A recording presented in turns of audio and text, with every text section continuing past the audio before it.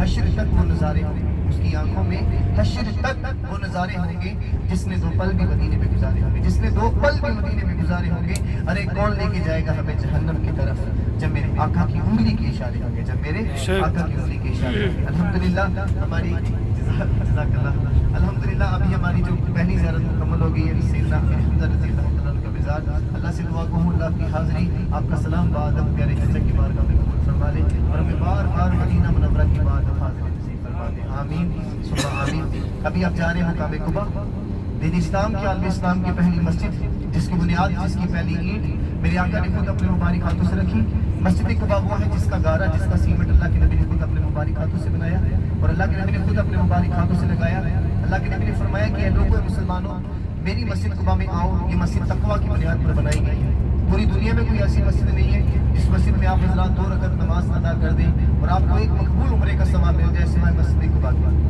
حیثمان قبولیت کا ٹائم تو تبھی آپ کا شروع ہو چکا تھا جب آپ نے پہلا قدم اپنے گھر سے باہر نکال دیا تھا، لیکن جو عمرہ اپنے مکہ مکرمہ میں کیا ہے الحمدللہ وہ اللہ کی بارگاہ میں قبول ہے، الحمدللہ، اور اللہ قبول فرمائے۔ لیکن آپ بتا سکتے ہیں کہ جو میں نے عمرہ کیا وہ میرا قبول ہے؟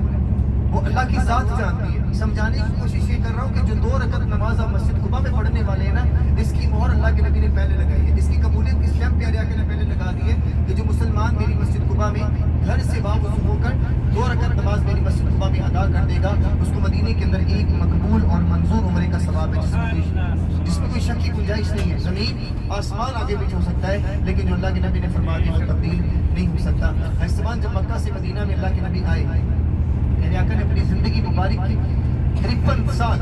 مکہ مکرمہ میں گزار دیے، 10 سال میرے آقا نے مدینہ پاک میں گزارے، اور جب مدینے میں اللہ کے نبی آئے، مسجد قبا وہ وادی، وہ قبیلہ ہے جہاں پہ مدینے میں اللہ کے نبی کا استقبال بھی کیا گیا، وہ جگہ جہاں پر یہاں کی رہنے والی چھوٹی ننھی بچوں نے ٹف بجا کر نعتیں پڑھ کر مدینہ پاک میں اللہ کے نبی کا استقبال کیا تھا۔ طلع البدر علینا کہ 14ویں کا چاند مدینہ منورہ میں آ چکا ہے۔ حیثمان جب مدینے میں اللہ کے نبی آئے تو سب سے پہلا قیام پیارے آقا نے قبا کی بستی میں کیا۔ نوافل نماز تو بہت دور کی بات ہے، ہم گناہگار بندے ہیں، اس جگہ کو دیکھ لیں ہمارے لیے بہت بڑی خوش نصیبی کی بات ہے۔ حیثمان اللہ کے نبی نے فرمایا لوگوں اے مسلمانوں میری مسجد قبا میں آؤ، یہ مسجد تقویٰ کی بنیاد پر بنائی گئی ہے۔ 450 کلومیٹر دور یہاں سے مدینے سے مکہ مکرمہ ہے۔ جب صحابہ کرام مکے سے مدینہ میں آئے تھے تب کوئی جدید آلات یا کوئی گاڑی کوئی بسیں نہیں تھی، پیدل یا قصبہ مبارک پر سفر کیا کرتے تھے، اونٹنیوں پر سفر کیا کرتے تھے۔ جب مدینے میں آ گئے نا اللہ کے نبی کے ساتھ مہاجرین جو مکہ سے مدینے میں آئے، تو جب مکہ کی یاد آنے لگی تو پیارے آقا سے عرض کرتے کہ یا رسول اللہ ہمیں مکہ کی یاد آ رہی ہے۔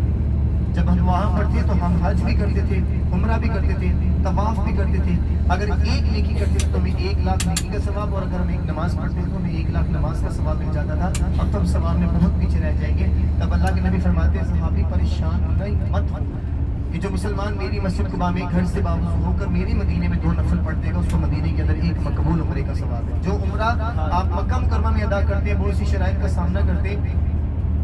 احرام باندھتے ہیں، صفا مروہ کرتے ہیں، صحیح کرتے ہیں، اللہ پاک کے گھر کا طواف بھی کرتے ہیں، حتیٰ کہ یہاں تک اپنے سر کے بال بھی کٹوا دیتے ہیں، اور وہ عمرہ اللہ کی ذات جانتے ہیں اور اس کو